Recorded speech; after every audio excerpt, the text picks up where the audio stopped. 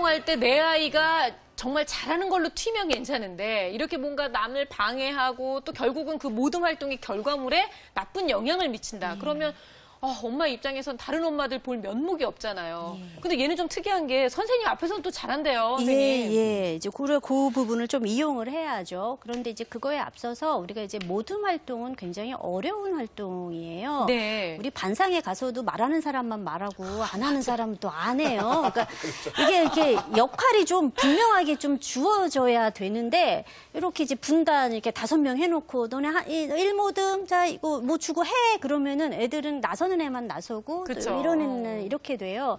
그래서 우리가 이런 모둠 활동이라는 걸 할 때는 모둠 활동을 어떻게 해야 하는지도 가정이나 학교에서 반드시 지도를 해야 된다라고 보거든요. 그래서 각자의 이 활동에서 좀 더 어떤 비중을 누가 차지할 거냐는 역할 분단도 돼야 되고요. 또 제가 굉장히 권해드리는 거는 모둠 활동을 하고 나서 이 모둠 활동에 대한 평가 시간을 아이들과 함께 갖는 게 되게 중요한 거죠.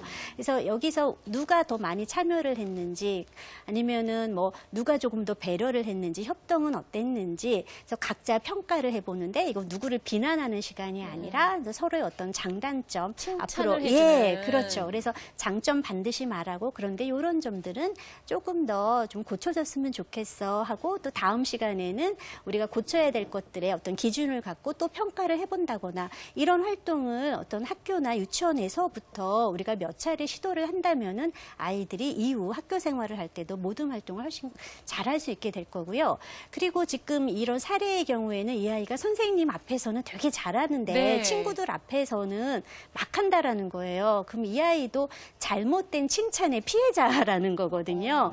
이렇게 어떤 어른에게 잘 보이려고 하는 아이들은 관심을 받는 거, 인정을 받고자 하는 욕구가 되게 많다라는 거예요. 그런데 또래에서는 뭐 얘들이 인정도 안 해주고 칭찬도 안 해주니까 좀 막하는 부분들이 있어요. 그러니까 칭찬을 받는 곳에서만 잘하는 거군요. 그렇죠. 그래서 이렇게 아까 말한 어떤 모둠 활동 시간에도 서로의 어떤 평가를 하는 시간을 갖게 되면 어떤 또래의 어떤 인정이나 칭찬에도 조금 더 신경을 쓰게 될 거고요. 또 어른들이 이 아이에게 주로 어떤 칭찬을 해줬나도 우리가 점검할 필요가 있어요. 그냥 잘했어, 못했어. 이런 결과식으로만 하게 되면 아이들은 과정 같은 건 별로 신경을 안 쓰기 때문에 그래서 이 아이가 선생님이 이렇게 모둠 활동할 때 좀 지나다니면서 보면서 이 아이가 조금이라도 어떤 배려하는 역할을 했거나 조금이라도 참는 역할을 했을 경우에는 오히려 그 부분을 조금 더 중점적으로 칭찬을 해주는 거죠. 와, 오늘은 너가 이렇게 친구들 하는 거에 많이 기다려줬구나, 기특하구나 하면은 이런 부분들도 내가 관심을 받는 한 영역이 되겠구나 해서 더 앞으로 신경을 쓰게 된다라는 거예요. 아니 이 모둠 활동에 대한 그 고학년들의 엄마들의 그 고충을 들어보니까 너무 아이가 뭔가를 똑부러지게 잘해서 모둠 활동에서 잘하는 아이가 있는가 하면 또 못하는 아이가 있잖아요. 못하는 아이는 못하는 아이들이 엄마가 속상하지만 잘하는 아이는 내 아이가 이 아이들을 전부 다 이렇게 점수를 만들어주는 것 같아서 막 억울해 하시는 거예요. 그게 크게 차이만 안 나면 고등학생, 대학생이 되면은 그 자기 자리로 딱 가거든요. 그렇죠. 마치 축구 선수가 포지션이 다 있듯이.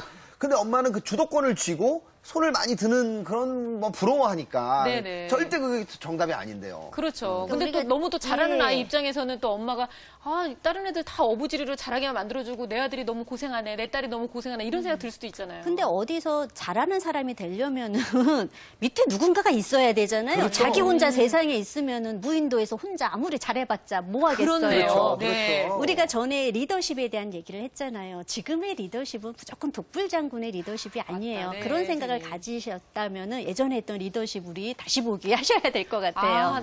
너무 좋은 말씀이세요. 일단은 뭔가 내 아이가 이 모둠 활동에서 적극적으로 하지 못하고 약간 방해꾼 역할을 한다라고 하시는 분들 입장에서는 내 아이를 뭔가를 같이 해서 잘해놨다라고 칭찬을 좀 해주시는 그런 방법 쓰시면 좋을 것 같습니다. 저희가 오늘은요, 사회성의 기초가 되는 협동과 배려심에 대해서 함께 배워보고 있는데요. 지금 부모 함께하고 계신 시각이 11시 44분입니다. 자, 그러면 협동심, 배려심을 키울 수 있는 생활 속의 놀이를 또 한번 배웠으면 좋겠는데요, 선생님.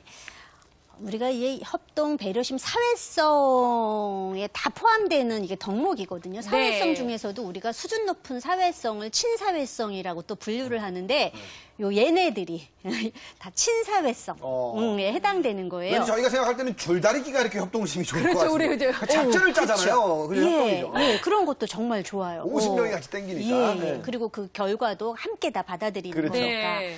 근데 이 협동 배려심, 그러니까 사회성을 키워주는 놀이에 빠짐없이 등장하는 건 가장놀이, 뭐 가상놀이, 역할놀이, 극놀이 네. 다 요거예요. 가장 모모인 척 어떤 가장한다라고 해서 가장놀이 하는데 요거는 학령 정기 아동 그리고 학령기 아동 모두에게서 이런 사회성 발달에 굉장히 효과적이다라고 아주 수많은 연구 결과들이 공통적으로 얘기를 하는 거예요. 네. 가장놀이를 하면서 우리가 그 배울 수 있는 덕목이 뭐냐?